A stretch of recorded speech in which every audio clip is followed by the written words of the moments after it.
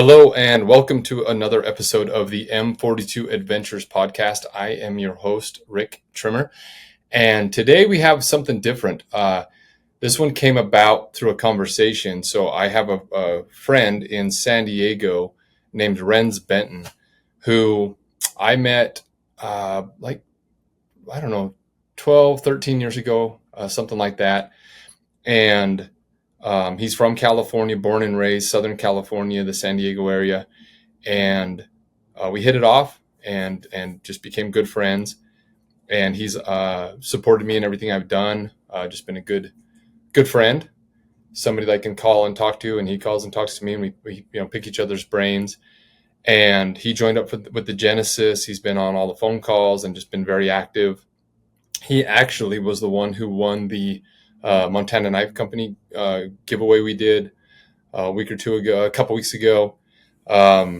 Ricky drew his name out of the hat, which was cool. Out of the 50, what was it, Ricky? 58 people. 58 people. He was the one chosen. So that was kind of cool. We shipped that to him. He was very appreciative. And anyway, so the way this came about was we were talking about, I was telling him how Castle, my son, has just started hunting. He's 12 years old, just turned 13. We went to Africa. He was able to hunt there. And then we hunted in Utah for elk this fall. And Renz just had lots of questions. He's just intrigued by that. He's never hunted, never pulled the trigger. He's gone hunting with me 2 times, I believe, just kind of hiking along with me. But it's a world he's had never experienced until his early 40s. And he had all these questions, and I says, man, why don't we just get you on the podcast and do something different and have you be the guest host? And I'll bring Castle in, my son, and you interview us. You ask us all the questions, because I can't ask questions as a non-hunter or as a new hunter. I've just been doing it my whole life. And so Renz had a lot of questions for Castle and for me. And I says, let's just get us on here. Castle's never done a podcast. I'd love to have him, experience that. And so we put that together, and this is that episode. Stay tuned. Hope you enjoy.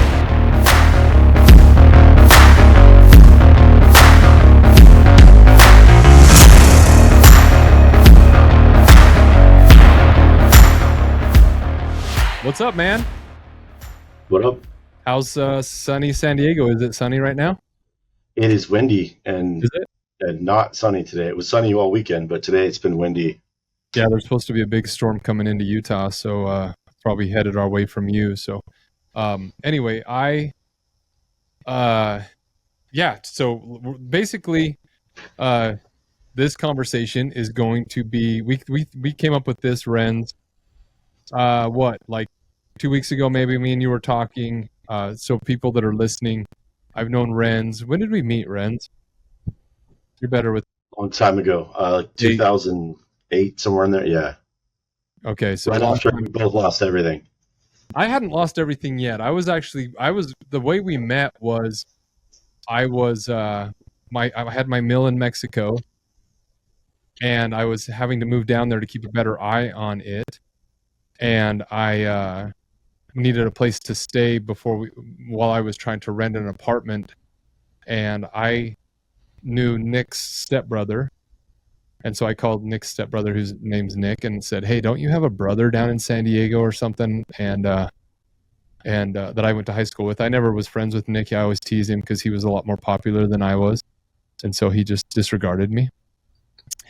And it's not true. It pretty much was. But anyway, so I called him up and said, hey man, I need a place, on a couch for a few nights. Can I come crash over there while my lease gets set up? And Nick's like, dude, come over. And I ended up staying on the couch for, like a month. I slept on your couch for a while. And I loved it. It was an awesome, awesome time.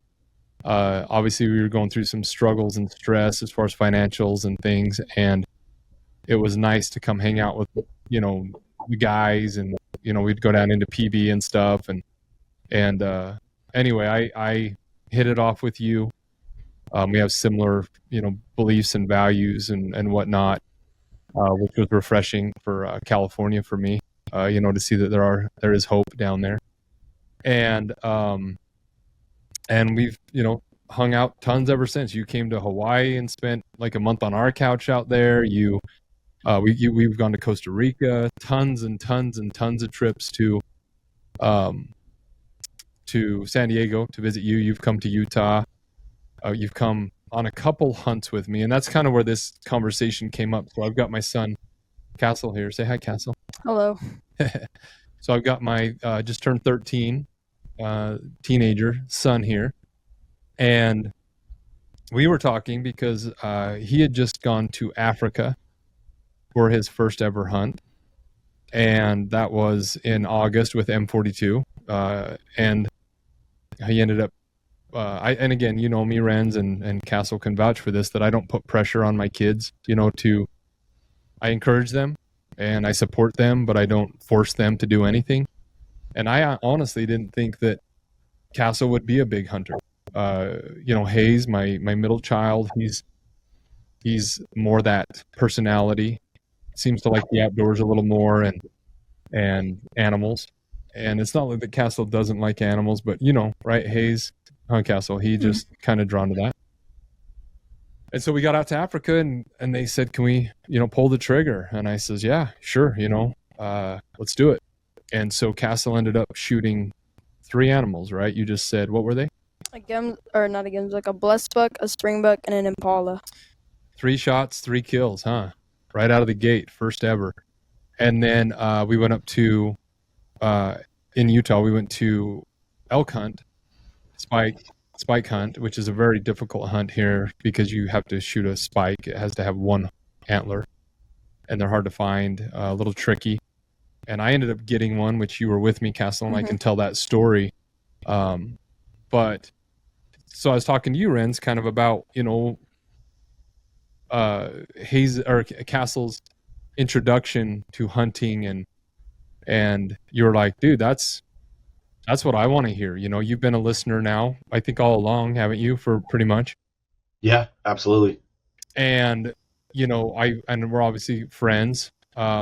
And I respect, I respect what you say and think. And you said, man, I've been following along, and I think the audience would want to hear what it's like to be a new hunter and the questions that you would have as a non-hunter, being raised in California. So that's what this episode is. This episode is kind of different. Renz is actually going to kind of host it. You're going to ask questions. I do not know what they are. Castle doesn't know what they are.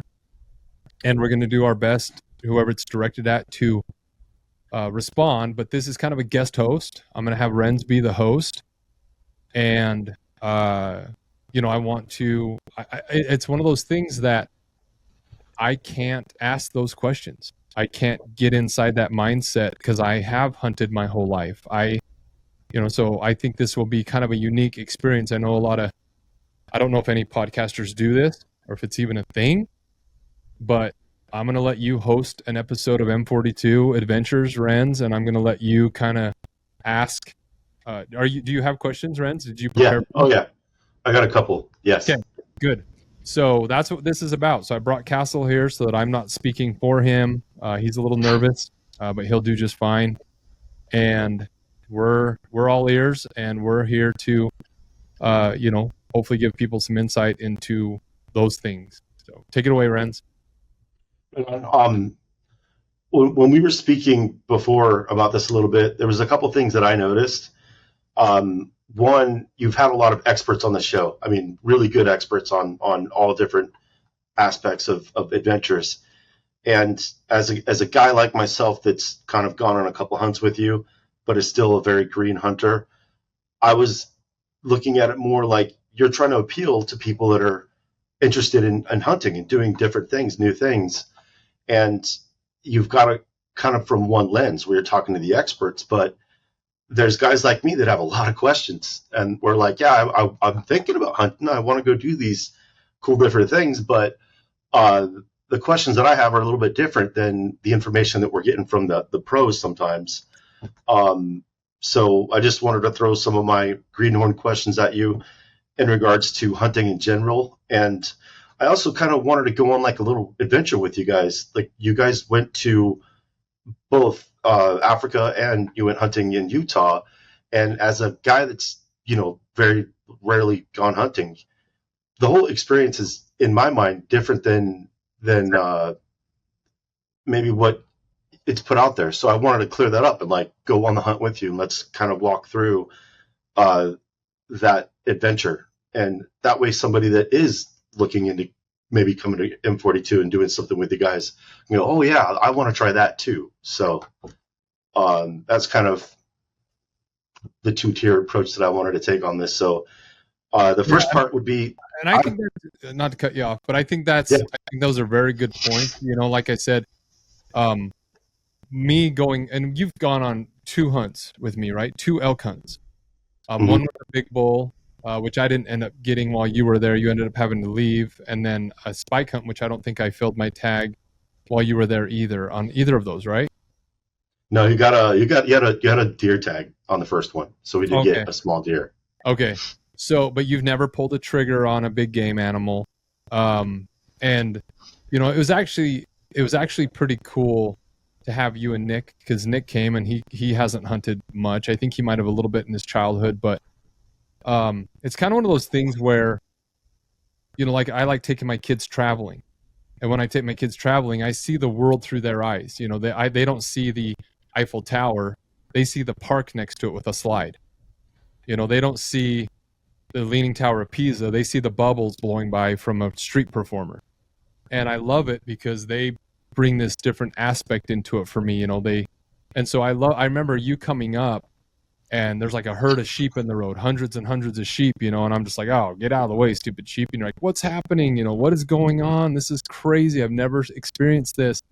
Or I also remember you talking about the stars, and Nick talking about the stars a lot. Every night you guys would say, look at these stars.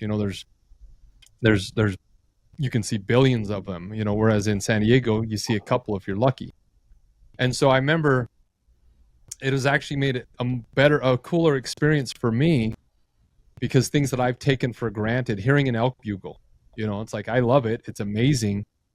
See you and Nick hear that for your first time, and to see them fighting, and then to listen to you try to bugle for your first time, which is comedic, Yeah. But that was really cool. And so you're exactly right. What I respect and what I like about you and Nick, and this is where I think a lot of people fall short, is they don't do. You came up, one of my stories that I tell everybody is you showed up in some boots, and you're walking around, I told you to bring some nice boots, and you're walking around, and pretty soon there's like black tracks out in the rocks, and I'm like, what is happening? And your boots are melting. And I've never seen that before. That was the first time I came up. Yeah. You kind of, it wasn't either one of those hunts. It was we went up to Kendall's ranch, and you said, hey, we're gonna jump on this quad and go up there and see if we can get something. And I was like, dude, yeah, let's go. That sounds like fun. And I had some secondhand boots that I had, because I'm in California, man. I wear flip-flops every day. Yeah. And I remember we're getting ready, and you're kind of like grabbing this and that, and I'm standing around going like, I don't want to get in the way. And I felt like I stepped in something, and I'm like, what's going on? Like, what is this? And I looked at the bottom of my boot, and like there's like the little pebbles from the driveway like sticking inside, and it was melting. And I'm like, this is awesome. At my friend's ranch, like all these people know what they're doing. They're all like veterans in the hunting and the farming and ranching world. Yeah. Here I am with boots that are melting, and it was awesome. And that's what we talk about. And that's what we laugh about, and we didn't belittle you, we just, we joke around and stuff. But, that's what I want people that are listening is, we all started somewhere. I've never surfed, and you actually took me surfing. I think we tried it in Hawaii, maybe a little bit. Maybe I tried it I remember a couple times here in San Diego too.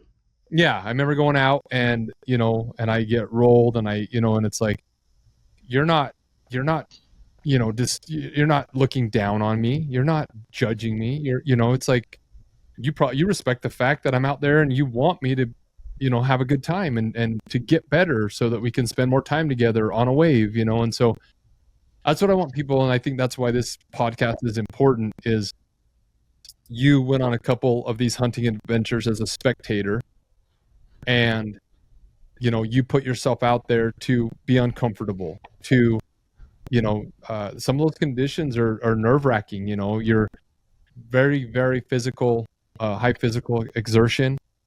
You're in high altitude. You're coming from San Diego. A lot of people I hear back out because they're worried about how physical it's going to be. They're afraid of bears, which I understand. I have a fear of bears too. But there's just this element of the unknown. And so I've always respected that you and Nick, you overcame that. You come up and we have a great time. And I'm aware that you're a beginner and I want you to enjoy it. And I try to make it as enjoyable as I possibly can. And so, okay, cool, man. I love it. So yeah, jump into your. Well, right off the bat, like we went. So the first time I was there, you were going out for some deer, and then the first time we went to the actual up there hunting, you had a tag for elk and deer, and then the second time it was the big elk. They had the musket one, the muzzleloader one. Mm-hmm, mm-hmm. So my first question is, how do you pick what to hunt? Like, I just went because you were doing that, but I gotta feel like there's like a website. I mean, how do you I go get me one of those? How do you pick it? That's a good point. I'm gonna let Castle speak on this one a little bit so people don't forget that he's here, since he won't shut up. All right. Yeah. How did you pick the animals that you shot in Africa? So in Africa, it was kind of what we saw. Africa's a little different because there's hundreds of animals, and it was kind of, I didn't want him to. A lot of it's also price. Like a Cape buffalo is $10,000 to $15,000. I'm not going to let my 12-year-old at the time shoot that. I'm not. And so the blessed buck was, next time. The blessed buck was like $500 or $600. The Impala was $400 or $500. What else did you shoot?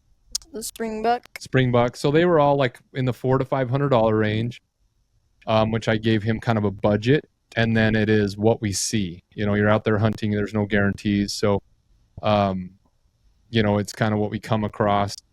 And it's what he wanted. Again, too. I told him he could shoot like, a wildebeest? Yeah. I gave him basically like $1,000 that he could shoot. And then he picked it based on the animal that he thought was coolest and beautiful, So that's Africa. That one's a little different. Okay. But America is there's draws. Most states have a draw. And so like obviously Utah has, antelope, buffalo, bighorn sheep, moose, elk, deer. That's basically what Utah has as far as big game. You can hunt buffalo? Bear. Yeah. And bear, bear. That's where the meat's at, right? Like, yeah. So this is where it gets really intricate and you can go down a rabbit hole, but deer are common. There's more deer. There's more elk. The bighorn sheep tag, the desert bighorn sheep tag, my dad has told me that it is the hardest tag in North America to draw. They give out 2 hunts per year. And so thousands of people put in because they want to hunt that animal, and they draw 2 people. And so as you put your name in what's called a draw, I put my name in year 1, year 2, I put it in again. Now I have 2 points if I didn't draw. Year 3, I have 3 points, and your name gets, so when they draw, so it's more about what's available to hunt than it is you're sitting at home going like, man, I got to get me one of those. Like, exactly. Unless you have a lot of money, you can go buy, obviously that's the way the world works, right? They have special tags where you can buy them. And so you can go hunt an elk for like 8 to 12 grand in Utah and guarantee it, because money talks. But if you want the tag that I had was a draw, it was a $460 tag. It took me 24 years of putting in every year to draw that hunt. It's called a once in a lifetime.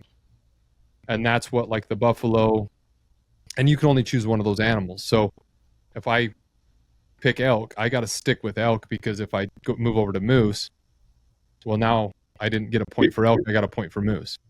Got it. So that's a good question. That's stuff that I don't even think about, but like the reason I wanted Castle to mention was he came to me and his animal that he wants to hunt above all others is, go ahead, Castle, tell him. Pronghorn. Antelope. So he wants to hunt an antelope, and I'm like, okay, well, that's never been really on my radar. So I looked into Utah. It's a once in a lifetime, correct? No. Yeah, with Utah, it's a once in a it's a once in a lifetime draw. Where else can you go? Wyoming, like Idaho, Arizona, and Nevada. So we looked up. You could pick. You could be like, hey, man, let's go where we're going to get a higher chance of exactly being able to do it. And also you get to be like, I want to go to Wyoming. That sounds like fun. To me, exactly. If I'm planning on doing something like this, that's a big deal. Like I get to go for this animal and I get to go visit this area. And that would be a big draw.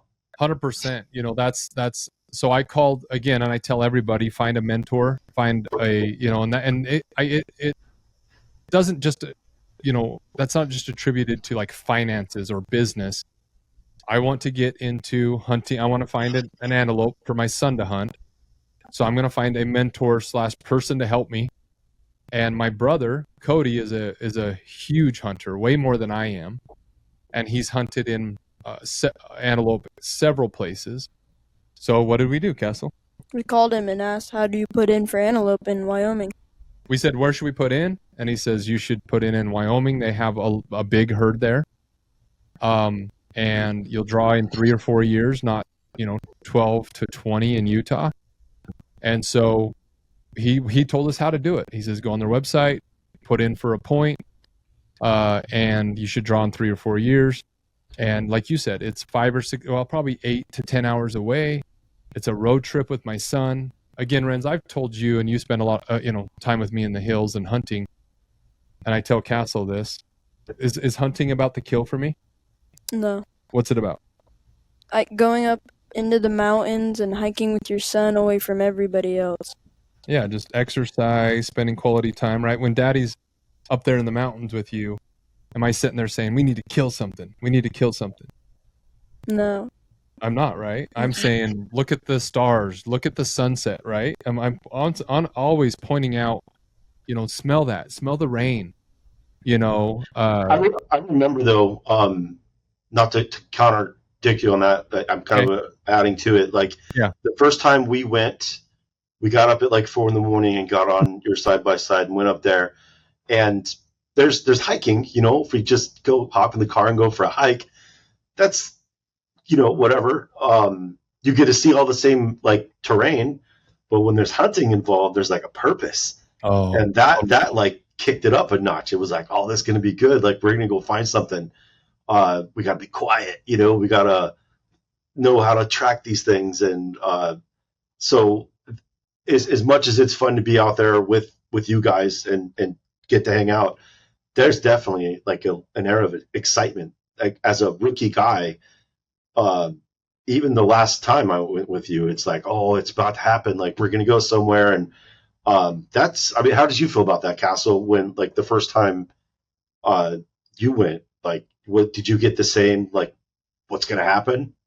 Yeah, like you're always, like in Africa, you're just riding around in a truck, like looking for whatever, like runs across the road. So you're like always alert, especially when you're the one hunting.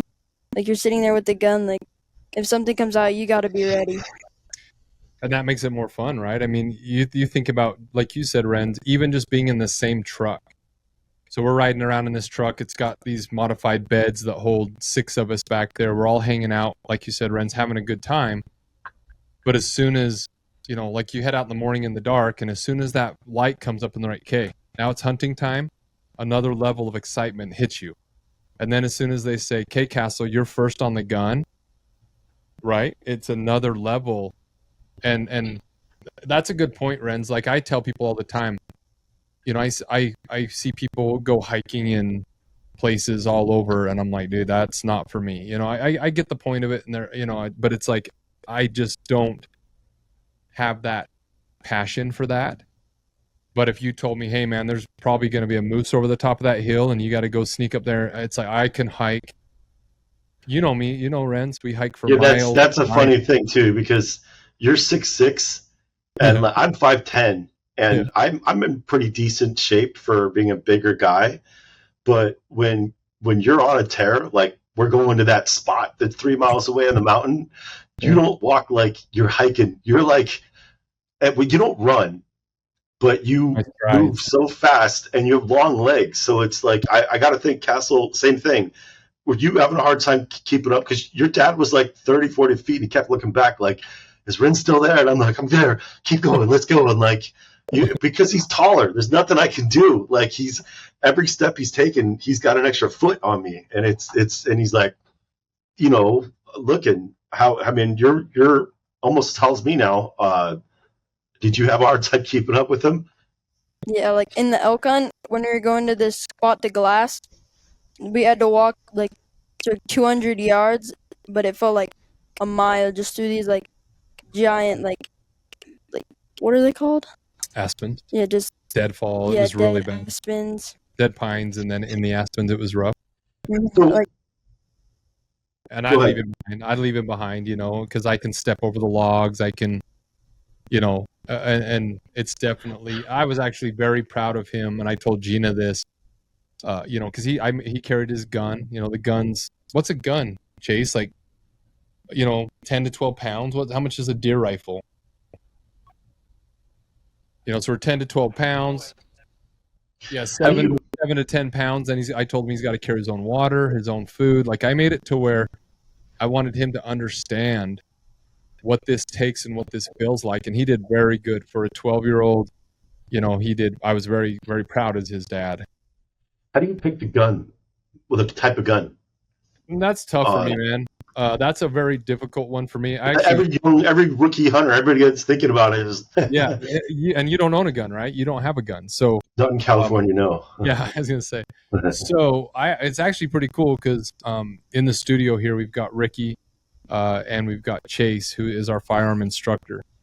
And so I got some guns given to me from my grandpa and my dad, and they said these are good deer and elk guns. And I said, thank you, and I use them. That is awesome. That is honestly how I do it. Again, I know it's funny because we have different personalities. Like, I'm going bow hunting on Friday in Minnesota with a group of eight men. And I've had my bow. It's a 2007 bow, and I bought it in like 2012. So I've had it for over a decade. And I've used it several occasions. I go to Hawaii with it, every year, Minnesota.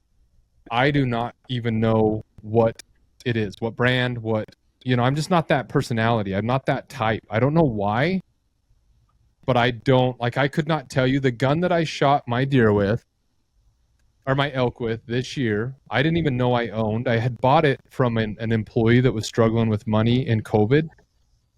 And I didn't even remember I had it.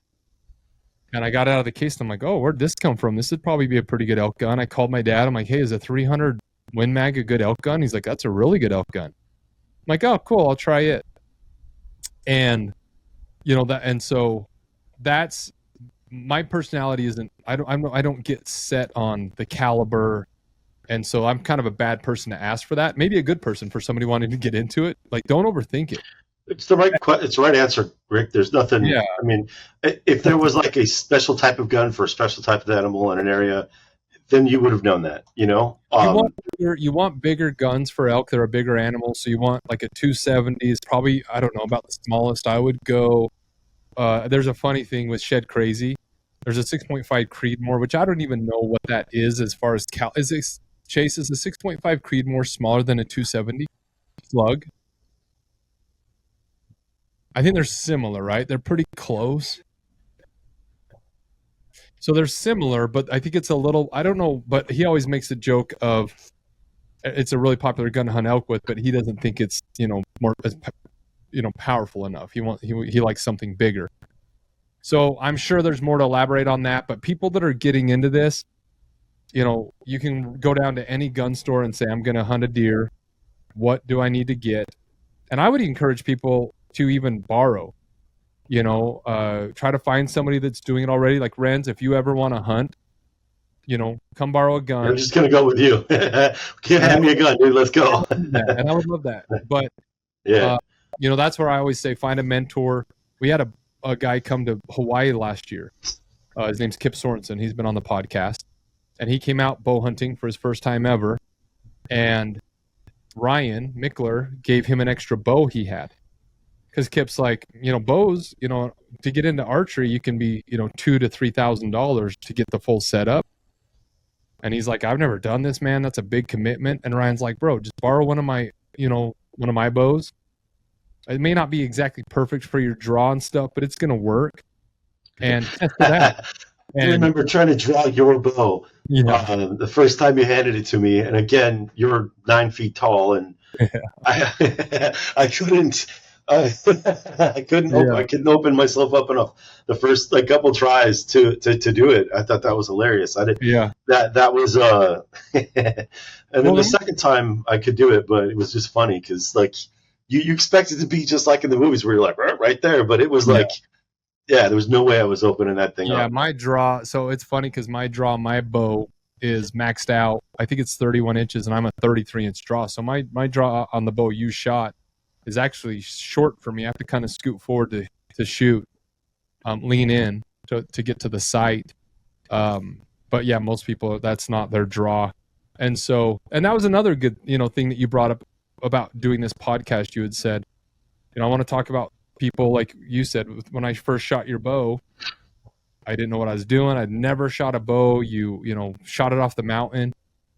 And then after a couple hours, using your words, you were Robin Hood, Well, those bows, man, they're set up they got the little sight, and once you figure that out, I mean, you literally just hold the thing steady and it goes exactly where it's supposed to go. That was a pretty simple procedure. Now, standing in a static environment where you're not in any kind of a hurry is one thing, but I can't even consider the idea of me trekking through the forest tired, it being darker early, and then it running and trying to that would be the ultimate in skills, because judging the distance and being able to get it. That was the thing too. When we went the first time, you took a couple shots and I didn't realize what was going on. And you were running, you took a shot, and I don't know, it was in some thick stuff, and you disappeared. I was like, what's going on? Where did Rick go? And all of a sudden I see you on the other side of this canyon on the side of the mountain running down these deer. And I'm like, that's awesome. And you had to call me. You're like, bring the motorcycle and just be quiet and go over there. I'm like, okay, find the arrows. And I was like, that got real fast. I'm gonna defend myself here because that's horrible. These guys are all laughing. You didn't hit it. You didn't hit anything. Yeah, we'll edit this out. Don't worry. But yeah, no, and that's it. When that was I remember that was in the beginning of my archery. I had done it a little bit, but not much. And you're exactly right. It was just, I was literally winging it. Trying to figure it out. And yeah, man, that's I remember that day. It was up in New Harmony Canyon, and yeah, it was fun. So, but being Castle and me and everybody else, Rick, you like pain. I don't know what it is. You buy the heaviest, cheapest equipment you can get your hands on, and you go slogging that stuff up and down the mountains. And everybody else that I've talked to is like, yeah, I'm going to buy the lightweight Kevlar, super efficient stuff. And so if it's up to me picking a gun, I'm like, what's the lightest one you got? Show me the one that's going to get the job done. Because I remember trying to follow you, and I'm sure Castle does too, where you got a backpack full of a bunch of junk, water, and whatever, and you're carrying this gun. And I mean, it's not easy walking up a hill or through in certain thick areas. And if you got your hands on the gun, it's hard. I figured you'd want the stuff, the more expensive maybe, or easier to do. I noticed a couple of pictures. Your kids got cool hunting stuff, actual like hunting like shirts and pants and all that stuff. Like, was that fun, Castle? Did you go like shopping and you're like, oh, I want that one, I want to get this one, or was it more just give me what I need? Like before we went hog hunting in Texas like 2 years ago, I didn't have like any hunting stuff. I had all grown out of it and it was all hazed now. So we went to Sportsman's and like just walking around and it's like, oh yeah, these camo pants are $30, they'll work. And like this camo shirt and like all these like really warm socks and new boots. Yeah, for me, you know me, Renz, you know me long enough. You kind of hit the nail on the head, where, and I was actually kind of embarrassed when I first went to Hawaii with my buddies 4 or 5 years ago. Ryan Mickler called me out of the blue, says, hey, we got a guy that backed out. We hadn't hung out much then. He says, if you want to come out, it's a bow hunt. And I was like, oh crap, man, I haven't shot my bow in 5 or 6 years. I think the last time I had was when me and you were out there. And I dig it out and I'm like, man, this thing's ancient. This was like in 2000.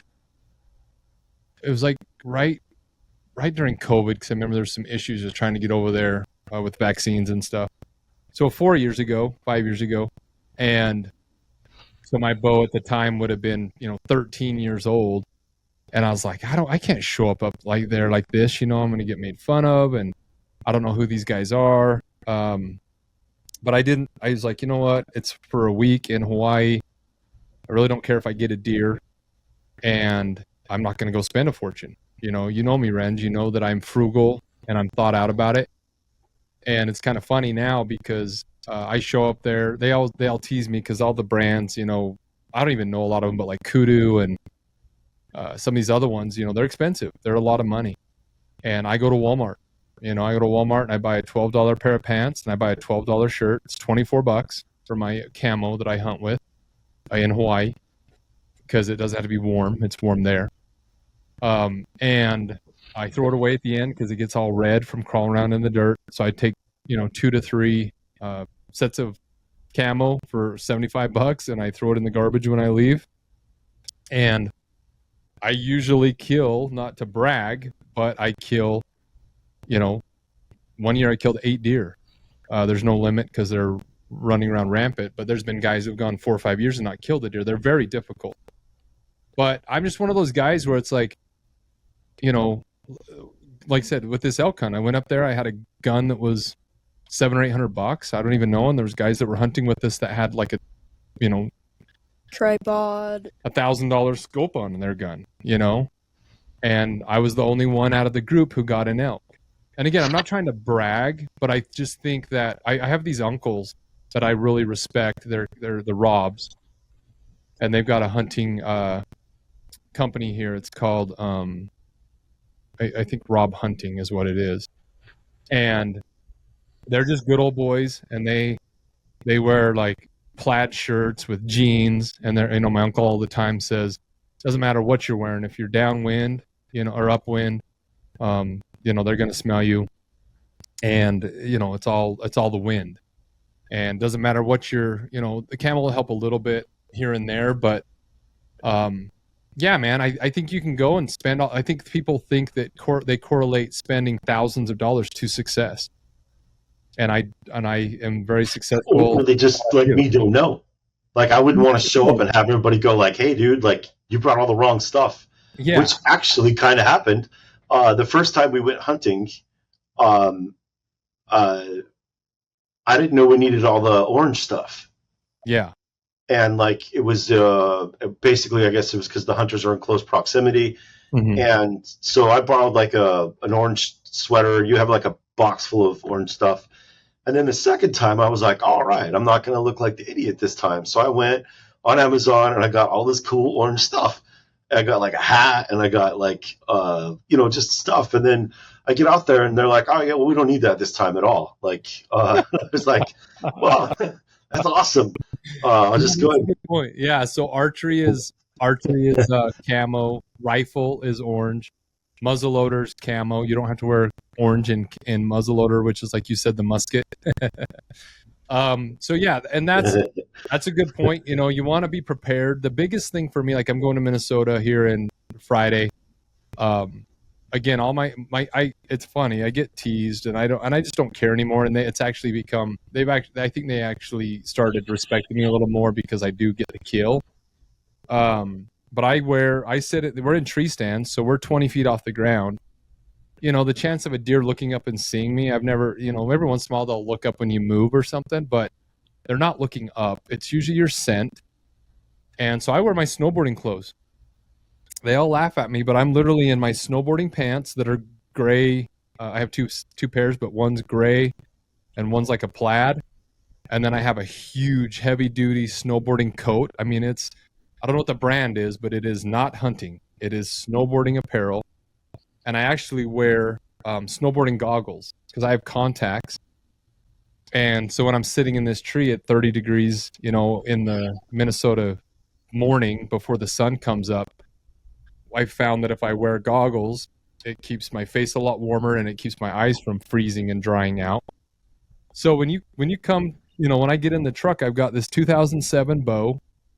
I'm dressed like I am literally going snowboarding. No camo. I don't have camo because a camo coat is, you know, $300, $400, $500, $600. And my snowboarding coat was $380, you know, 15 years ago. It's warm. So I wear that. You don't really need all that. It's kind of like that. See, as a guy that's interested in hunting and going on these adventures, the idea of getting equipment is a barrier to entry. And I feel like in a lot of cases, these adventures that you're putting on, you're kind of arranging for that to be gone. Like we were talking about, every time I've gone hunting with you, you're like, show up boots and something warm because it gets cold. You've never said go spend $1,000 on gear and be ready to rock, which is awesome because I would never gone. I wouldn't have. It's like, yeah, I can't afford that. And to be frank, going hunting, the first couple times, even if I was able to shoot an animal, I wouldn't have done it. Like to me, it's like, yeah, let's go up there and totally risk clipping the thing. And then spending the rest of my life going like, man, I'm a horrible person for just taking a pot shot at an animal. And like going with you hunting, I learn a lot. I get to watch, you know, and to me, that's a lot of fun. And maybe at some point, you know, moving into another level, I might go like, yeah, man, I got to give me some of this. Let's go. But as a new guy, you know, it's like, hey, that's a new thing, and it's knowing that I could go with a group with you guys and not get made fun of and not, you know, like potentially show up with the wrong stuff and not have to shell out a whole bunch of money. That's a big deal because then, you know, if I go in and I'm like, this is my thing now, I'm definitely going to do this. Then I feel like one, I have some experience and I can pick. Like I realized with you carry enough stuff to pack up in the mountains and stay there for a few months. And you lug that stuff up and down every time. And the first time I went with you, I shoved so much stuff in my backpack, and it was cool. Like I like the workout aspect of it, but like the last hike I went on with you on the second hunt, I was wearing like shorts and no backpack. I had like one of those nice light packs with some water in it because one, I didn't need it, and two, like yeah, it kind of wasn't necessary. Now, it would have been a bad thing on my part if we got something that stuck up in the mountains that night.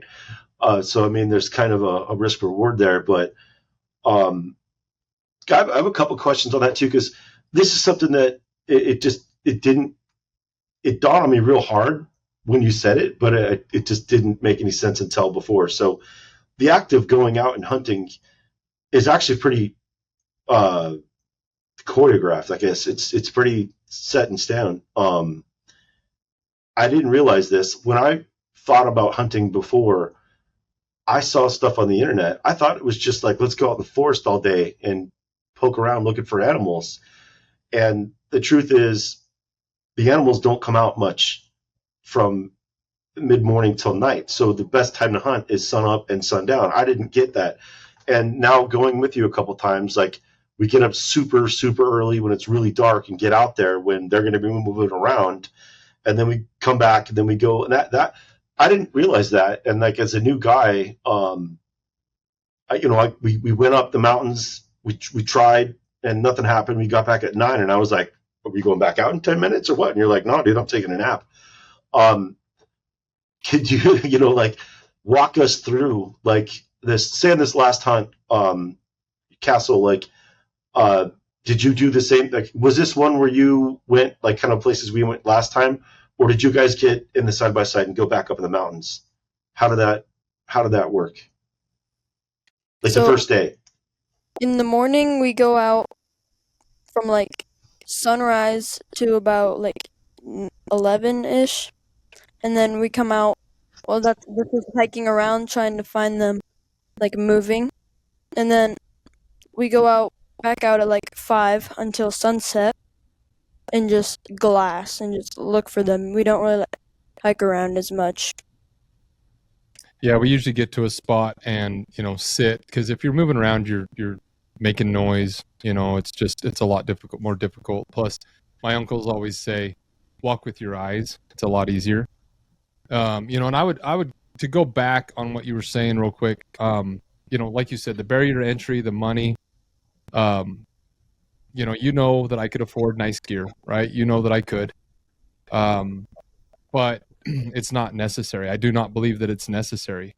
If I did this every day, all day, and it was a job or something that I thought was necessary, then I would invest in it. But this is something I do for a few weeks out of the year, and I'm not going to go spend thousands of dollars. I use this even today, even though I'm in a better financial state, but you trade your time for money, most of us. Luckily, I'm in a passive income state, but I still live by the same rule, and I teach my kids this, Castle. You traded your time. You mowed the lawn and made your $20. What you buy, you need to think about, because don't look at it like I spent $20. Look at it like I used 1 hour of my life to buy this shirt or this hat. And as soon as I had that epiphany, 15 years ago, or no, it was probably 10 years ago with Gina, I went to Gina and I says, listen, I want you to have everything you want to have. We're starting over. We've lost everything. But when you go to buy a new shirt or a new pair of shoes, realize that shirt, I'm trading my life, my life, my time for those shoes. And she tightened up like that. And so I encourage other people, if you're trying to get into something that you're going to do a couple weeks out of the year, I just don't see the point of having to go. You don't need to go spend thousands and thousands of dollars. Obviously, you don't want to get in any kind of danger where you have, if I go to Minnesota with my Hawaii Walmart camo, I'm going to freeze to death and die.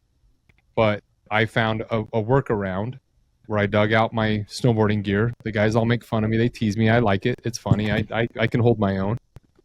And then I go out there and I shoot a deer, and I come back and say, hey, I did this in my, snowboarding clothes. So that would be the first thing that, like you said, I wanted to touch on, where there's ways to work around all these things, travel, all these different types of things in life that you can work around them. And don't, the other day I posted a video. This is going to come out in a couple weeks. Hey, ladies and gentlemen, let's step away from this conversation real quick, and I wanted to talk to you about a few things we have going on with M42 Adventures. First off, I wanted to just mention the Costa Rica surfing experience for the spring of next year. That's our first experience coming up for 2025, and it is sold out. So I want to just thank everybody who is supporting us, pulling out their wallets, signing up for these experiences, going outside their comfort zones. We promise we're going to take very good care of you, and it's going to be amazing. So Costa Rica 2025, the spring experience is sold out. We do have Africa Live, so you can go to m42adventures.com/Africa Hunt and find out more about that. We have 8 spots left for hunters, and then we have some non-hunters left. I think there's 12 of those left, something like that. But they are going quick. We have a lot of people that are, making plans and making sure the dates work. It's August 17th or August 7th to the 14th, 2025. And I went last year. It was absolutely amazing. Took my entire family, my pregnant wife. Everybody asked, is it safe? I took my pregnant wife. We actually did a baby reveal there, gender reveal, and my 3 little boys. So absolutely safe, never felt in danger. Beautiful, wonderful experience. And you don't have to hunt.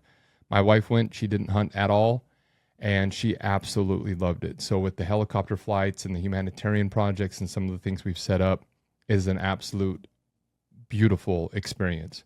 So checking out that, and then also the Genesis. That's our online community. A lot of people don't realize we have an online community, and what we're doing in there is we're having conversations. We have mentors with different channels, so firearms, motorcycles, but we also are working on our 4 core. So that's your fitness, your faith, your finances, and your family, your relationships. And with those being in order, then you can, if you're in shape, you can go on experiences. If you have good relationships, you're usually happy and more positive. If your finances are in order, you can afford them. So we work on those 4 pillars, we call them. And then with, one-on-one coaching, mentors, and helping you get your, whatever you're struggling with, all of us, including me, what we're struggling with, you can sign up and get some support there. And so go check that out. The Genesis, it's free till the end of the year. We're doing giveaways. We got a lot of cool things going on in there. So we've got 54 members. It's been open for 6 weeks. We've had a great response. And again, thank you for following, liking, sharing, keep supporting us. And let's get back to this conversation. So it won't be really relevant, but I posted me cooking an elk heart that I'd shot. And did you see the post that I made? Yeah. And the liver too. Yeah. Yeah. So I posted that, and then I cooked it on our stove, which our stove is from like the 80s. Did you notice my stove? To be honest, did you notice how ghetto my stove was? I wasn't even paying attention to that. Okay. So my stove is old, and then my plates are plastic. And I put, did you see that one where I plated it and I put, I broke out the fine china? No. You showed the liver and the heart, and I vaguely checked that out for a second. Okay, that's pretty rude, Renz, because there was 2 more stories after that I took my time to write, and you should have seen them. But the first one showed an old stove. The second one showed me cutting the heart on a plastic plate, and I posted it. And Gina messaged me later when I was gone, and she just messaged me and said, "I wish you wouldn't have posted that. That's embarrassing." And I responded back, and I said, "Embarrassing to who, Gina? This is our life. I do not care what others think anymore. I am beyond that. And I says, they may have nicer houses, but most of them are shackled to them. And that's what I try to tell people is, and like with you, Renz, it's like, man, if you want to go hunting, come borrow some of my clothes. I've got some camo, find some people. And that's, again, the Genesis. If you're inside the Genesis and you want to go hunting and you're like, hey man, I got this hunt out here, and I want to go do this, and we build this community and this friendship. It's like, dude, I'll send you out a box of my old camo, throw it on, and borrow a gun even. You know what I mean? It's like, like I said, there's ways to enter into these things when you have a community and you have but it's like, don't get caught up in what you wear and what you and I know it's hard for me as well. Like if I go surfing with you, I don't want to look like an idiot. But at the same time, you'd be like, Rick, you don't need to go buy that. You would know instantly. Yeah, just use all my stuff. Yeah, borrow my surfboard. It's not going to be quite the right size for you, but it'll get you out there for a while until you see if you like it. Yeah, no, that's one of that's one of the reasons why I believe in this company so much. You've made it possible for me to do a lot of really unique things that I would have never even thought of doing, especially like with the hunting. Longer term travel, that month in Hawaii, that's an eye opener when you get past the initial thrill of going on vacation the first few days, and then you go do stuff, that you're kind of trained to do, go run it, to hit all the main stuff. And then you end up in this space where you don't have to do anything, and you've already kind of gone nuts, and your brain just lets go, and you start like really acknowledging life in general, and like you kind of you get to decide like, well, what I want to do with this, the rest of these few days here or week, and then you start really, what about the rest of my life?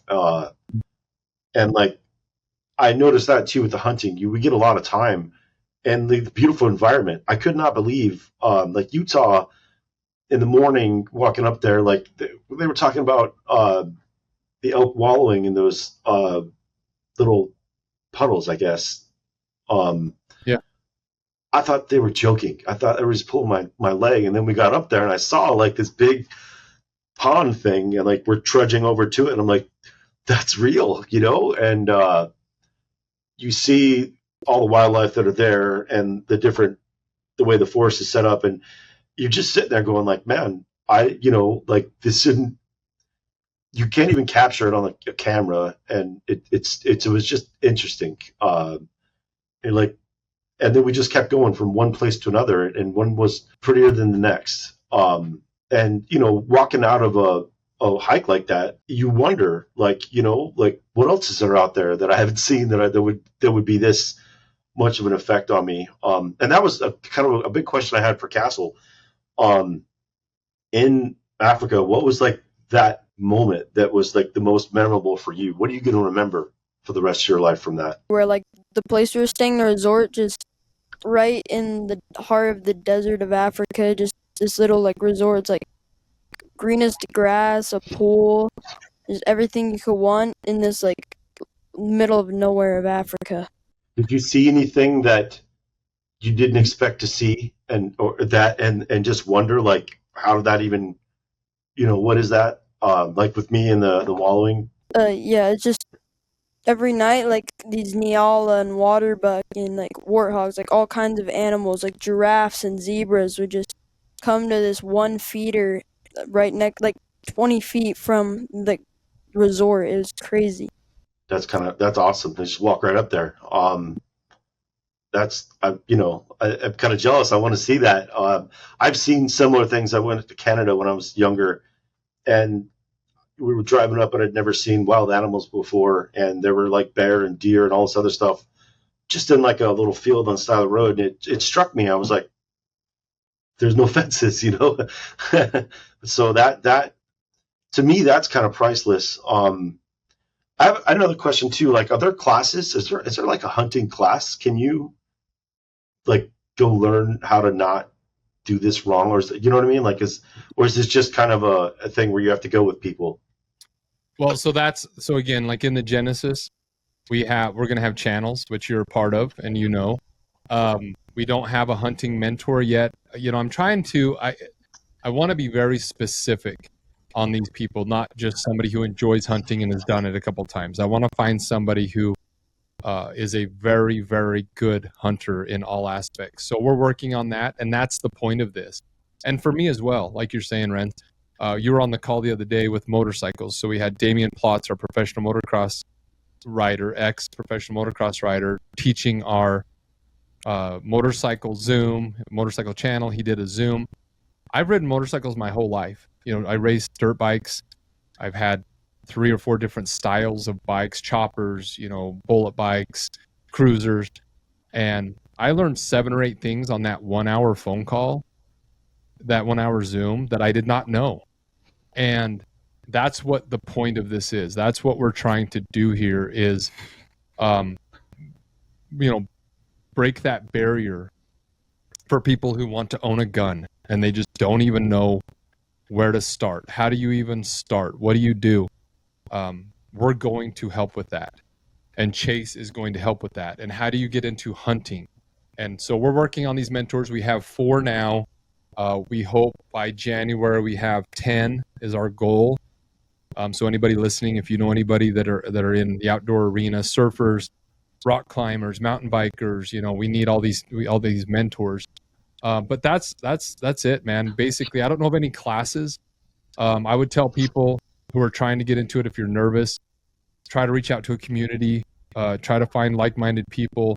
And, Ryan, he came to Africa. And Africa, we took 21 people this year, in August. Half of them were non-hunters. They wanted to go in there and take photographs and video and not kill. And that's I respect that 100%. But like Ryan was saying on that podcast was, people look at it and say, oh, I want to go to Africa and hunt. It's $5,000. Well, okay. The price of that hunt is $5,000, but the education and knowledge you're going to get for signing up for something like that, it's kind of like surfing. If I wanted to learn how to surfing and I says, is there a surfing class? You're going to be like, no, not really. I don't know of a surfing class. You could watch YouTube or something. But the best thing is go find a beach, drive along it, and there's probably a guy that's selling surf lessons, or Google it, And so that's what I tell people is, M42 is going to be doing those, and we're going to be, we've got a surf experience in Costa Rica next year. And I'm not a surfer. But that is how I'm going to get into that, is I'm going to go on one of these experiences, and we're going to have all the different, educational levels, and that's what we plan on doing. So there was another thing, like another aspect. One of the things I liked about hunting, and going back to, you're very big on spending time with people. Like every time I come out there, like we get a long drive, wherever it is, from your house to where we're hunting and back. And then when you're up there, you spend a lot of time sitting in a tree somewhere, or, going places. That's quality time that I call it like centered, because like if I'm at home, I can look at my phone, I can do a million other things, even with you there, But when you're stuck in a car with somebody, you're really driving, there's nothing you can do. And I feel like that's when you get to talk things out and talk to people. And you get to know people, that was kind of a question I had for Castle. Like, what was some of the better things you guys got to talk about, time you got to spend with your dad out there, that you really wouldn't get if you were in your regular, going to school and hanging out with your friends and stuff? Mostly like just riding around in the side by side, like trying to get to a place where we would go to hike and just listening to music and just hanging out, like just talking to each other without anyone else there to like need to talk to. What was something that me and you sat and talked about? Like do you remember a specific conversation that me and you had? Do you remember anything like that? Or with Grandpa Kendall in Africa, or anything where you had a talk that you wouldn't have on a normal occasion? Well, just getting, like when we're out there, like right before you shot your spike, just sitting out there, like once we got there, we didn't really talk while we were hunting. Being quiet, right? Yeah, but yeah. Just. But like I said, how we, like in the I remember talking to you a couple times riding out, in my Jeep, and we have conversations about missing Grandpa, right? Grandpa Roy, we wish he was there. Using his gun. Yeah, you were hunting with Grandpa Kendall's gun, or Grandpa Roy's gun, right? Mm-hmm. And what that would mean to him, and some of those conversations that come up where we remember our loved ones that have passed that loved elk hunting with us and stuff like that, and that's what I don't think people realize is, again, like I said, I'm leaving on Friday. I'm going for a week. There's 8 men in Minnesota. And I could not. I wanted deer. That's the ultimate, cherry on top, if you will.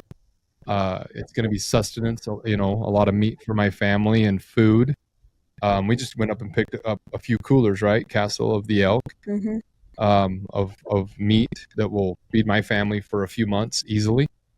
But like you're saying, Renz, for me, it's I actually just went shooting my bow with one of my buddies that's coming on this trip, Wayne, on Saturday. And he says, man, I look forward to this trip. It is the highlight of his year, is this 1 week, 52 weeks a year. This 1 week is what he looks forward to more than any other trip, he said. And I agree with him. I'm fortunate enough to where I get a few of those, to be honest, but I am as excited about this trip as any of the other ones. And it is not to go kill a deer. It is the conversations, the laughing, the jokes, the therapy, talking to these men that are all high achievers and good people. I do not share camp with people, more than once. Maybe you get that one in there that's not nice or whatever, and we don't invite them back. But you can talk to guys who've gone through divorce, who struggled with alcohol, who have been depressed, who are depressed, who, like, it's a raw environment when you're, like you said, Renz, you're out in these settings where it's therapy, and you build bonds with these men that you just can't in a normal situation because you're distracted by work and phones and all the things, spouses and kids. And we get to go out there and we get to be men and tell dirty jokes and goof off. And, I think it is so healthy. And I think women should do it as well. I think M42 is for men, women, kids. I think it's healthy for them to. I was actually listening to this guy the other day, and he was talking about bringing your kids around great men or great women. If you're going out and you're hanging out with these great men for the weekend, try to invite your kids and let them have conversations with your sons and your daughters that you can't. It's different coming from somebody else, right? We know that. If Castle has a conversation with, Chase or Ricky, it's going to be a different conversation than from Dad.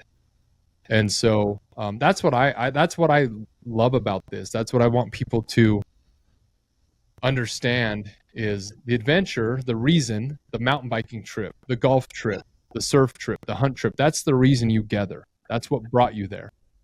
But like Renz, you just told me you went on a surf trip to Mexico, right? You went with what, 5 or 6 guys? Well, yeah, a lot of guys. 12 guys. You were down there for 3 or 4 nights. And do you regret it?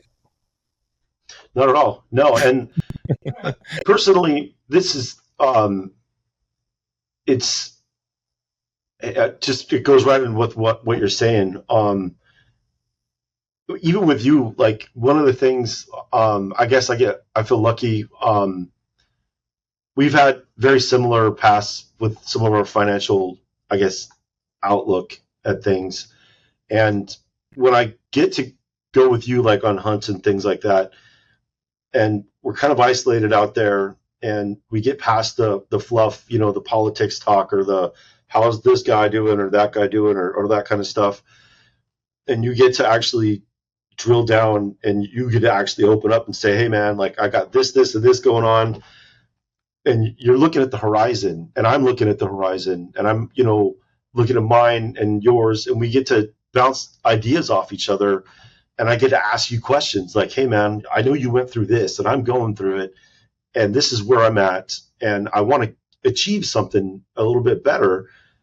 What do you recommend? And you've always been like, yeah, actually I was there. Like, do this, and this, and you'll be set. And I'm like, oh, cool. And we have different business scenarios or careers or whatever, but absolutely, those are some of the best conversations, because instead of going with the normal, I guess, negative things that a lot of people have in day-to-day, like meaningless conversations, you get to go deeper. You get to, like, when I hang out with you, look for reasons to talk about things that are awesome, like going on vacations and, hanging out with your family and business, and that is super valuable. I think that's kind of the meat of what we talk about when you discuss, hanging out with really great people on these trips, because you get to see the perspective. That's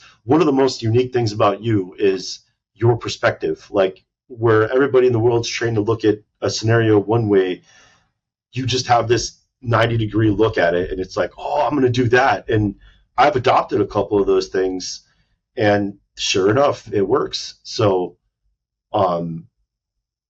that's what I was trying to kind of ask Castle there, because you get to see such a limited view of of, you know, what people do, like from school, like, you know, it's what are your friends doing? Are we playing football this weekend? Video games and that kind of stuff. But then you get to go on a trip like this with your dad and a bunch of really amazing people, and they're like, check this out, let me show you the world, and you get a take from that. And that's kind of what I'm curious, like, if you haven't picked up on that heavily yet, you should, and you will. I think you'll start seeing things through their eyes, and instead of tackling life like everybody else, you're going to go, wait a minute, like, I've seen these guys do this way better, I'm going to go this route. And that, to me, keep your eyes open, man, because not only are you going to be able to do that, but you might be able to level up next level, that kind of stuff. Yeah, I think, you know, with Castle, and I tell him this all the time, almost a broken record, because Castle at 4 years of age, you know, was it 4 or 5 when he For started what? traveling? Yeah, or like No, I was younger than that. His was 2, so I think 5 years old. We started traveling the world full time, you know. So you know our story. He's been to 68 countries, and you know, but I tell him, hopefully when he's older, right? I tell you, Castle, hopefully when you're older, you'll appreciate, you know, that, because that's not reality. It was not my reality at all. And it's not like I'm doing it for him. You know, people always say that, like, well, your kids aren't even going to remember. And I'm like, I will remember. This is my journey. Until he's 18, he's on my journey. And I want him to have a great life and experience as much as he can. But at the same time, you know, I want to go to Italy, and he's my responsibility. And so he's coming with me, you know, he's going to join. But yeah, I do hope that someday he will understand. And I try to spend a lot of time talking to him about, you know, how lucky that is and how blessed we are and all these different things. But yeah, I think, you know, we'll see how, what you take from that. But what do you think? What do you take from that? like what do I take from? Do you see a difference in what it is you want out of your life compared to your friends that maybe haven't been able to do some of this stuff? Yeah, like they want to say, like, they're like, when I get older, I want to like go to Hawaii, like, with my kids, or I want to go like hunt in Africa, and it's like, I've done that, so like, what do I want to do now? But also, do you yeah, and that's good. I guess that's a good answer, you know. That's a good answer. I hope that you take it from, like Renz is saying, I hope that you see that the world is much bigger. And, you know, I tell him all the time, you know, when I broke up with a girl in Utah, it was devastating to me because that's all I knew was Utah. And I tell Castle all the time, you know, there's beautiful girls all over the world, and there's jobs all over the world, and there's, you know, just live your life, live your life for you. You get one life. And then also, like Renz is saying, understand what's possible. You know, that's hopefully something. And like you said, Renz, you know, you're 13, but I think as he gets older and more mature, hopefully his limitations will be a lot smaller, because he has seen what is possible by some of these people that he's been able to be around, you know. So yeah. Anything else, man? Is there any other, did you go through your list? We can run through them a little faster. Is there stuff? I don't want to leave anything out. What I wanted to do was talk about like the actual going hunting, which I think we did a lot of. And then a lot of those beginner questions, like there's a couple, I mean, well, there's like the biggest mistakes that rookie hunters make. I mean, that's, to me, that could be comedy hour, and also like really important. Like I brought up that I didn't know like what color to wear. You know, what are, yeah, I guess that, what is one of the most common mistakes that new hunters make? What do you think, Castle? You're a new hunter. Have you made any mistakes that, you know, you've noticed? Probably like, actually, like, the wind and stuff. Like I never think to check the wind, especially when it's like barely blowing. Like when every 20 minutes you use the smoke thing and do it, and it's like I can't even feel the wind. Yeah, and I use it. You see me blow that thing. It's a can of smoke, so it's like baby powder in it. I've seen that, yeah. Yeah, and I blow it like crazy because, again, whether camo matters or not, I'm not sure, but I know the wind does, and so you can't out-hunt bad wind. And so, yeah, that's a good point. That's something that maybe a lot of hunters don't think about is the other thing is scouting. Knowing the area. I think that's probably a really big one where I've been lucky enough to get quite a few spike elk, and we'll run into people up there, and they're from California, most of them, and that's not a jab. It's just they're not familiar, they're not from the area, so they don't know, and they'll run into us and be like, man, you guys got a couple elk killed, we're not even seeing them. And I'm like, well, where are you hunting? What are you doing? And they're like, we're riding around on our side by side. What did I tell you, Castle? The whole hunt. Why did we get an elk? Because humans take the path of least resistance, so that's where the elk are not going to be. Like with Grandpa's salt thing, you pour salt on the table and run your fingers through it. Everywhere you push the salt to is where the elk are going to be. Yeah, so when we got out, we actually went to a place to hunt and got up there, and there was two trucks there, right? One or two trucks. And I'm like, all right, I got another plan. We drive a couple hundred yards, there's another truck. And I'm like, all right, I got one more idea. We drive another 200 yards, and there's two more trucks. And I says, man, dude, it's so hard. Public land hunts are very difficult. It's just wide open. Anybody can go wherever they want, which is a beautiful thing, but it can be very difficult to hunt. And so I says, let's go back over here to a spot I've never been. We park this side by side, and I always tell them we have to walk. It's a lot less likely to kill an elk on the road because everybody's on the road. So I says, we got to walk. We just got to put in the miles.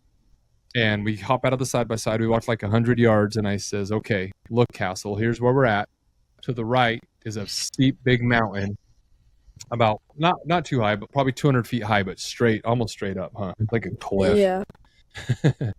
And then to the left, it was like a gradual meadow going out. And I says, Castle, which way do you think most people would go? And he says, I'd go the flat way. It's less thick. It's flat. And I says, yep. And I think that's where everybody that is parked right here has gone. So we're going to turn right, and we're going to go straight up that mountain. It's going to suck, but I think that's going to increase our chances. And we went up there, and it was horrible, wasn't it?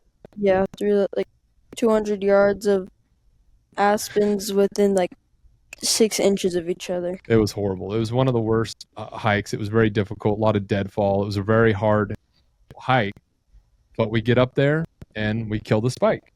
Right? And I says the reason we got an elk is because this spike got to a spot where all the pressure had pushed him, and he felt safe. That's why he's there. And we went into that spot that nobody else wanted to walk. Most of the spikes I shoot, I'll text my dad, and he jokes about this now.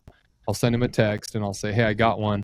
And I send him my pin. And the last time I send him a pin, I said, hey, here's my pin. And he literally texts back, my cowboy dad, he's been on the podcast, and he says, good hell, Rick, you literally cannot get any further from a road.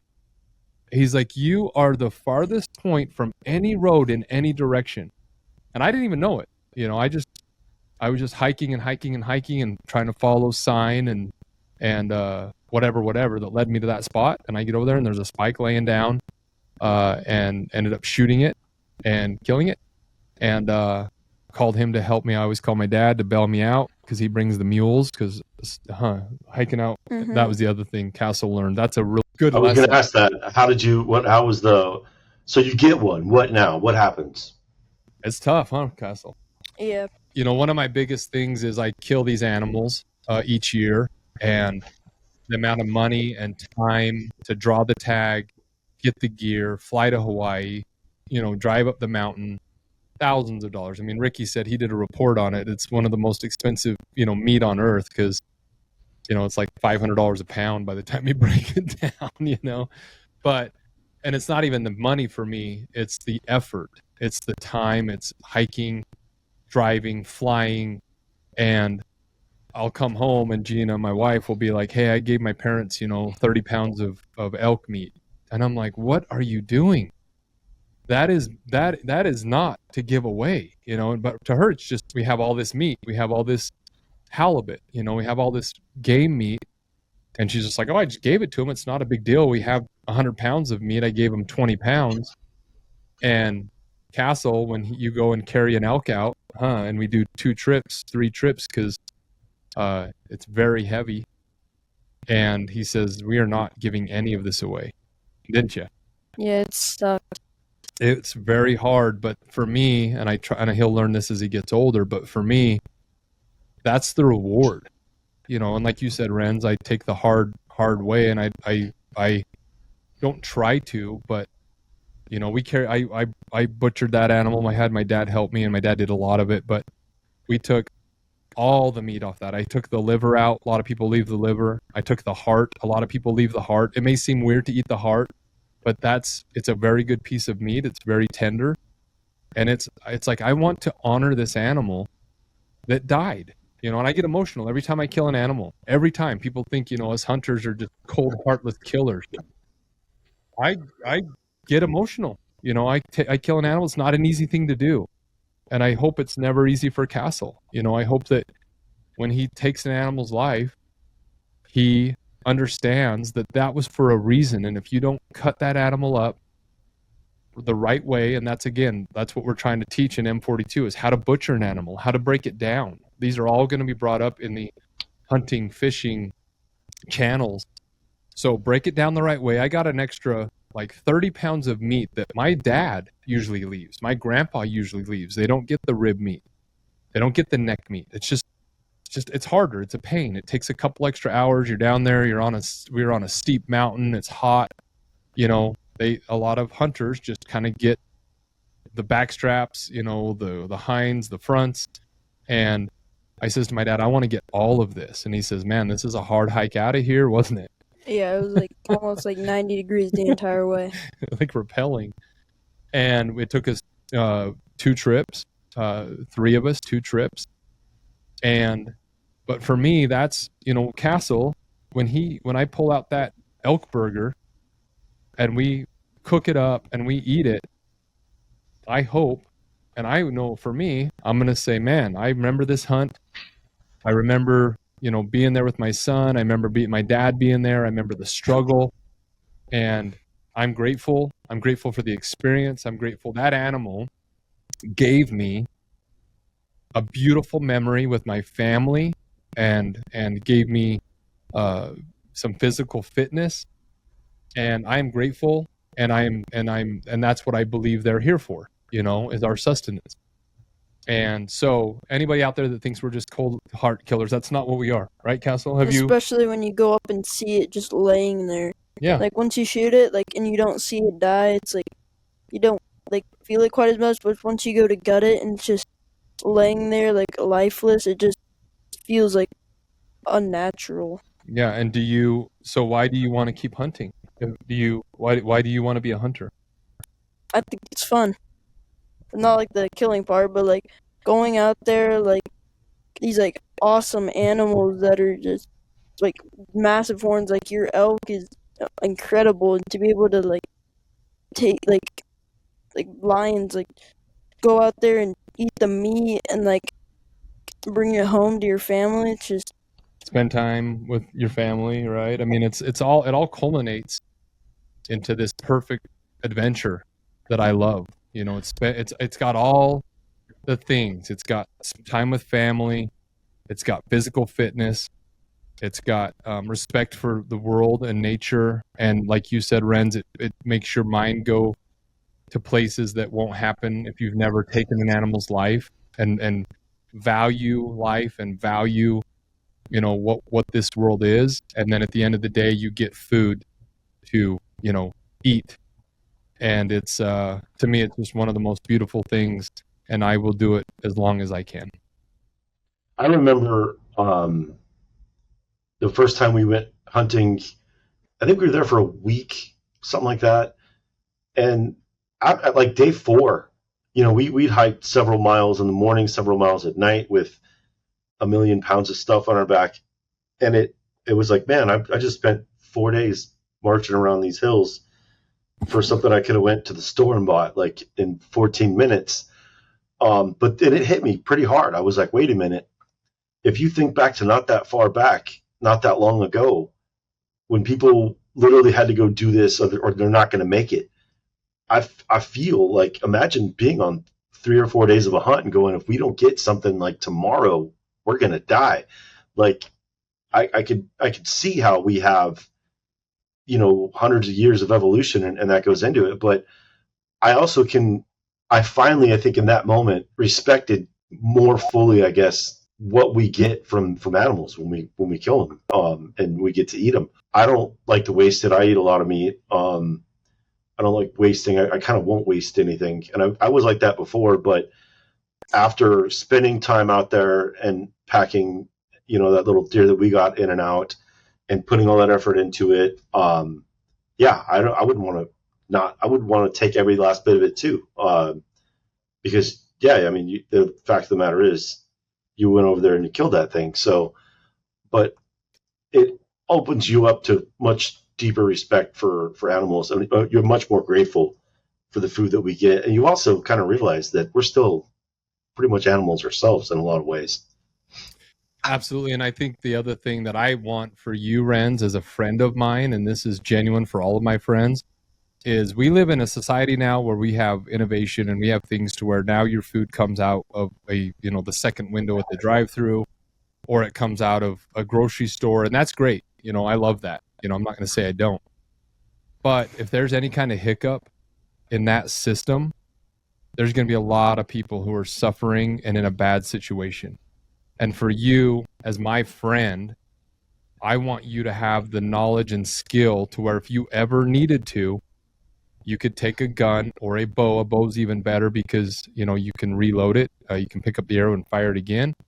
But I am going to encourage you to come on some of these experiences down the road to where you learn how to, I tell Castle, right, all the time, Castle, I want you to learn how to, like I said, to go out there with a bow. And I think a bow's just another level of hunting. It's just so much harder because you have to get within 20 to 60 yards of that animal without it knowing you're there. But even a rifle, if you can take a gun out, Castle, who's 13 years old, now knows how to, within reason, I think you could do it. I think you could go up to Penguin's Lake without me if I let you out and said, go kill an animal. Maybe not a spike, but if I said, you're starving. Yeah, you're starving. Like there's doe everywhere and yeah, he knows where to shoot the animal.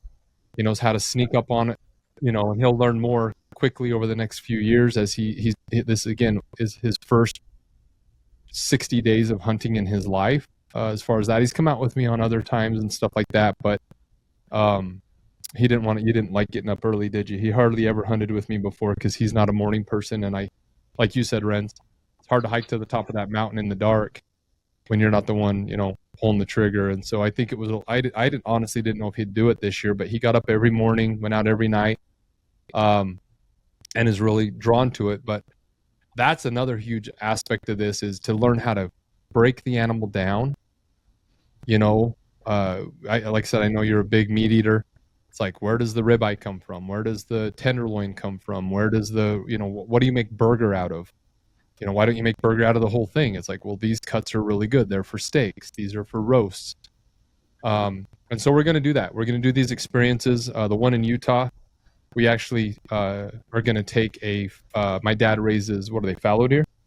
Mm-hmm. I always say axis. But you've seen him, Renz, his deer, in New Harmony. And we're going to take one of those and we're going to have a butchering class and we're going to break it down and we're going to show people how to break down an animal. And then we're going to cook it on open flame. And so that's what M42 is. You come out to the Utah experience, you get to ride side by side, you get to ride horses, you get to fly fish, you get to shoot guns, you get to shoot bows, you get to camp, you get to cook, you get to hike, and you get to break down animals, all while also being lectured and talked to by these mentors and high achievers in finance, firearms, archery, self-help, mental, mindset. So that's one that's really cool. The Utah one's kind of all of our experiences in one, but that's my goal here is for all of us. I want to know how to surf. I'm not going to be a professional surfer, but it'd be great to ride a wave once in my life. It'd be great to hit a nice golf shot once in my life. It'd be great to, learn how to conceal carry and defend my family if I need to. So that's what M42 is, man. It's basically just giving people access and to all these things. And I know this topic is hunting, and that's what we decided to talk about because Castle's just experienced that, and I know you're intrigued. But yeah, man, that's what this is just trying to help people. And the Genesis is the initial way. Come in there, be in the community, have these conversations. You've been on several of the Zoom calls, most of them. You actually missed mine today on travel, so it's pretty rude. But that's okay. Okay, we're not perfect. I actually got to go on the trips with you for like years. Yeah, that's right. Yeah, and it's recorded. Yeah, Ricky just said we recorded it. It's in the Genesis. They're all archived, so you can go back. But anyway, I'm the prototype for the Genesis, man. I'm the really first guy. You're like, come on, we're going hunting. We're gonna go to all these different places. I'm like, all right. Well, you are. Let's go. You're the guy, because that's what I think most people, they want to. They in their mind they want to. Like I was saying in the beginning with those people who came to Alaska with us, they're like, hey, you guys are going to Alaska? That sounds fun. Can we go? And I says, yeah, come go. And they're like late 60s, maybe early 70s. And they're like, yeah, let's go. And then it started getting closer. And they're like, hey, I think we have to back out of that. And I'm like, well, why? What's going on? And they're like, I don't know that I dare come. I'm nervous of the physical. And I'm like, you're good. I got you. Do not stress. We're aware of, that your back's bad, and we're aware of all these different things that you, and we're going to help you, and we're going to get, and now they've come, I think 3 years. And so that's what I encourage people. The thing that's cool about you, Renz, is, you're not a spectator, and that's what I want people listening to this. And I know that's a lot of the reason why you wanted to have this conversation is for people to not just hear from the expert. An expert in rock climbing, obviously he's going to love rock climbing and he knows it and it's not scary. But for me, a guy that's afraid of heights, that's a different deal. I'm nervous. I'm scared to come out there, and so I think some of these conversations of a little more, how do you start and how do you begin, are important so people feel comfortable. But I just want them to know that, just like with Castle, he went on his first couple hunts this August and September, August and October of this year. And we all made you feel comfortable, right? We made sure he could shoot the gun. We went out and practiced. He shot it amazingly. And it's like we know we started somewhere. And that's just like I said with you surfing. You're not going to come and say, here's a board, man, good luck. You're going to give me tips and pointers. And that's where I'm actually working on our mentor shirts right now. And the back's going to say, mentors, life's cheat codes, let's level up. And that's how I look at these two things, where you guys, these people that have been there and done that. So I appreciate it, man. Is there anything else you can think of? We're running here a little long. We good? We covered all? Yeah, no, I went through all the questions. Yeah, I think what I wanted to do was ask questions that a new guy like me that are curious about, highlight some of those things, and then I also wanted to go through the actual hunt itself or experience, because unless you actually go on one, it doesn't. Yeah, I mean, it was when I went with you the first couple times, it was one thing in my mind, and then in reality, it was completely different, and it was like way cool, and it was like, man, if I'd have known that, I would have went sooner. So that's what I wanted to try and highlight if I could. I think most things are like that, I haven't surfed yet. I've tried it. I've never stood up and rode a board on the water. I've tried it a couple times, but from the surfer, I interviewed your buddy, Greg Kuchan, right? Yeah, he's awesome. But yeah. So like with surfing though, that's something where it's kind of like the same thing maybe with hunting, where I could show up and be like, yeah, I'll check it out, whatever, with surfing, you have to grit your teeth and say, I'm going to go out there and risk messing up and getting swallowed up by a wave and thrown to the bottom of the ocean for a second a few times before I maybe get a shot there. Well, like with you and a lot of other people that I've tried surfing or showing surfing to, the first time they get out there, it's like that. They just kind of sit there on the board and they're like, okay, I'm ready to go now. What's under the water and what's there? But if you actually engage and you're like, you know what, I'm going to give it a shot. I'm going to risk it. You might just get one. And then when you do, it's on, you're hooked. Yeah. And that's where I was going with that, where Greg says, man, you stand up and you ride that wave and it's another level, and like you said, there's ways to minimize that. If you went hunting, if you wanted to go hunting, we could go hunting coyotes or ducks or something. There's an entryway into that. If you're like, to take you, my dad went and did a stone sheep hunt in Canada. That was like an airplane flight to a float plane. So a plane to a landing strip. Then they got in another plane, landed on a lake, got out of the boat or out of the plane, took a boat up the river, got out to some horses, rode some horses. And then from that camp, which took them like 3 days to do all that, from there, they hiked up mountains and back. And I've talked to a couple people who've done that hunt, and they said it's another level. There's no phone service. If you break your leg, it is, a different story type deal. I wouldn't recommend you jump into that, Renz, day one. That's like going to, Bell's Beach, I would say, or something. I don't know. Yeah, I got you. Yeah, 100%. And so that's where you go with these people that say, hey, what's your skill level? What are you comfortable with? And that's like in Costa Rica with our event. We're going to have different skills, different size boards. I know different size boards make huge differences.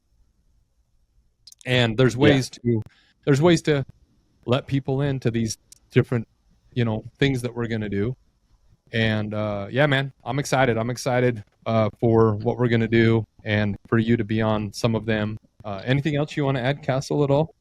Going back to like things that new hunters like make mistakes of is like, I feel like knowing when to call and how much to call and like how to do the calls. Like, yeah, with the cow call, like I didn't know like when to do it or like how many times to do it. Yeah, and I don't really either. That's a good point. And I really honestly don't either. I kind of wing it. Whether you have a cow call with you? I always have a cow call. Yeah, I gave Castle one. No, right now. Oh, no, I don't. No. No, I remember the first time you pulled that out and the bugle out, I thought you were like, again, you were messing with me. Yeah. I was like, what is that? Yeah. Like, what are you doing? And then like, that was kind of interesting because in your mind, you're expecting some device, and then in reality, you're just like, it's just like, that's it. Yeah, and it sounds just I'm an expert bugler. It took me like 5 seconds to learn how to do it. My dad, the whole time up there, he says, you should hear Renz's bugle. You should hear Renz's bugle, And I remember you telling me you were going to go home and write a How to Bugle by Renz Benton, expert guide, So I'm waiting for that book to come out. Guys that actually do that. If you Google it or YouTube it, there's people that actually are like, hold on, I'm going to call them in with this one, and I'm going to get the bulls to separate from the cows with this one. It's like, and that's another level. If they can. If that's true, then that's better than me. But anyway, all right, man. Well, I appreciate you jumping on this. Cool. Is there anything else you want to add? No, man. Thanks. Good to go. Anything else you want to add, buddy? Okay. All right, dude. Well, we'll wrap it up. Appreciate your time, and I'll talk to you soon. All right. So there you have it. My episode with my son, Castle, and my good friend, Renz Benton. Appreciate those guys both. Renz taking the time and Castle coming in here to the studio to join me. That was a cool experience. He was very nervous, which I was too when I first started, a few months ago. It's kind of